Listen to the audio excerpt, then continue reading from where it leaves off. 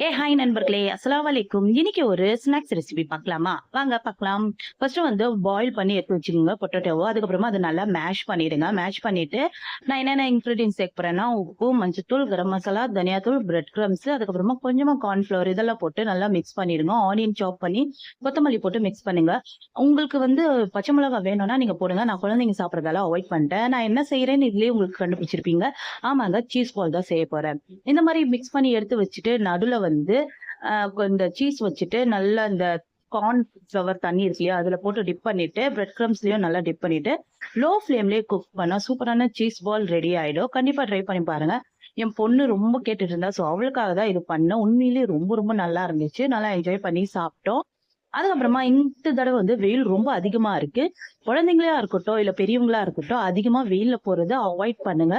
Mostly ஒரு 4, 5க்கு மேல நீங்க வெளிய போறதா இருந்தா போங்க.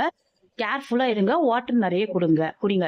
இந்த மாரி வீடியோஸ் உங்களுக்கு பிடிச்சிருந்துச்சுன்னா லைக் பண்ணுங்க, சப்ஸ்கிரைப் பண்ணுங்க. என்னோட Instagram பேஜ சப்போர்ட் பண்ணுங்க. ஓகே ஃபிரெண்ட்ஸ், பாய். அஸ்ஸலாமு அலைக்கும். நாளைக்கு ஒரு vlogல பார்க்கலாம்.